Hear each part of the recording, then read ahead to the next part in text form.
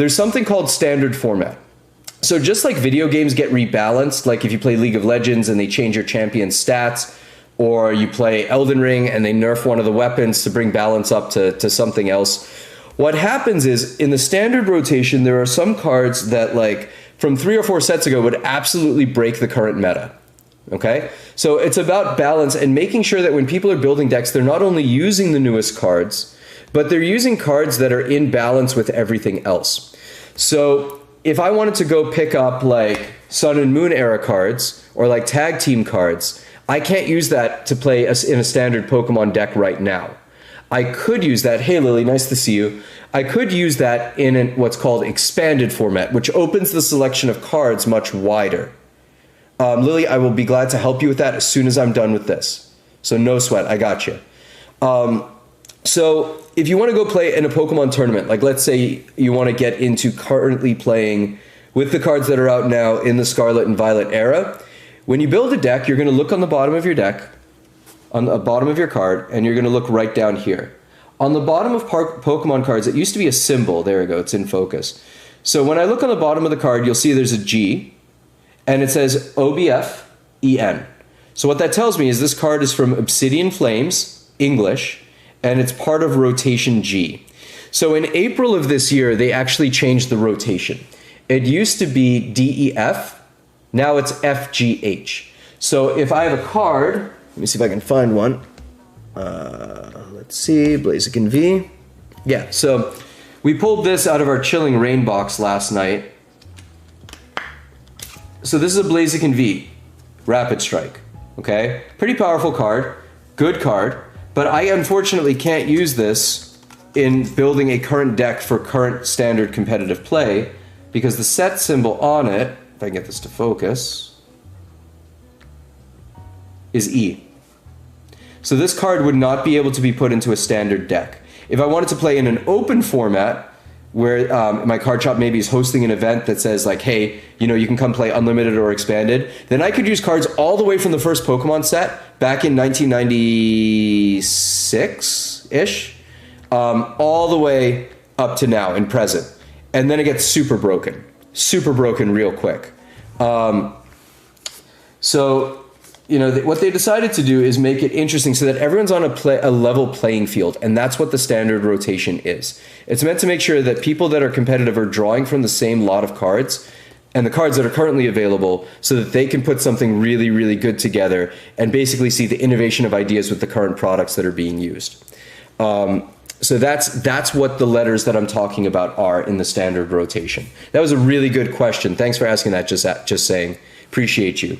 And if you guys are learning something here tonight, we would love for you to drop a like in chat. It really means a lot to us. It helps our content get pushed out by the algorithm gods so that more people can find us and we can help teach people, because I know a ton of people that collect Pokemon, but like the percentage of people that actually know how to build a deck and play is super duper small.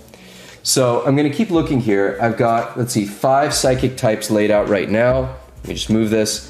And then we're going to wrap this deck after by putting together the trainer cards to support this deck and draw out everything that we need. So actually, I've got a pile of top loader cards right here. I usually sleeve top loader cards. If they're powerful, they're good, or I know they're going to go to a student to be kind of a backbone in a deck. So before I go any further, I want to take a look at these. I've got an Espartha and I've got a Flittle. Sorry, the light's really bright. Let me move those to a better place. Okay. I've got my Drowsy and my Hypno, and I've got a Gimme Ghoul that lets me call for family. I've got a Togekiss, I've got a Latios, and I've got a Spiritomb. Now, these are current. This Latios is okay, but I have to discard 3 energy, so I'm going to want something like Energy Retrieval when I pick my trainer cards to be able to put something back in, to put my energy cards back into my deck, or possibly even better, into my hand. The Spiritomb is okay, it does 10 damage, and it looks like it's just a stall. This card's not going to go in here. All right, so let me put that back.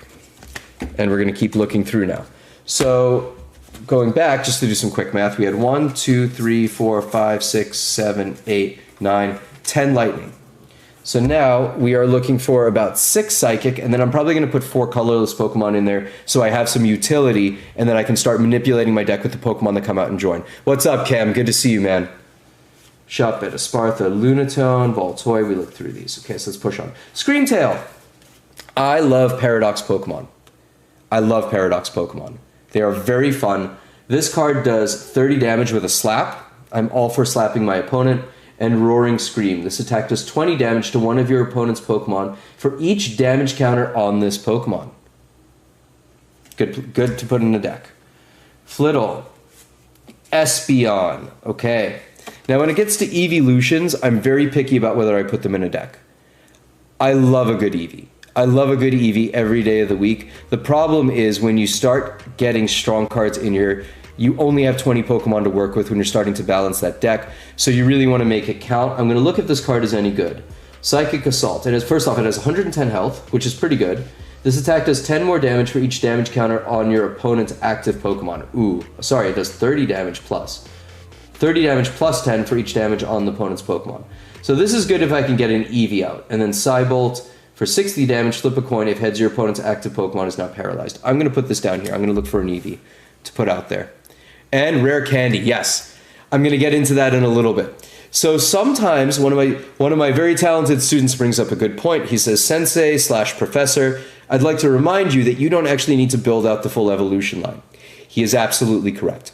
With a card like Rare Candy or Evo Soda, I can skip that requirement so that I can play straight to a stage 1 and get this Espeon down. So, thank you for that pro tip. Maybe you can come join me on stream one day. I'm going to put another Screamtail. Let's see, we've got Tinkatink. I like Tinkatink, Boundless Power, but I can't attack next turn. Tinkaton. I need Steel Energy to make that work, and I'm already stretched on types. I do want another Gimme Ghoul in here, so let's actually kind of call it there. I don't think there's going to be anything towards the end of this pile that's going to be a saving grace for us. So let me put these back together. Okay, so let's see what we're working with here. And again, this is a beginner deck. This is not meant to be a finished product that can go straight to nationals. This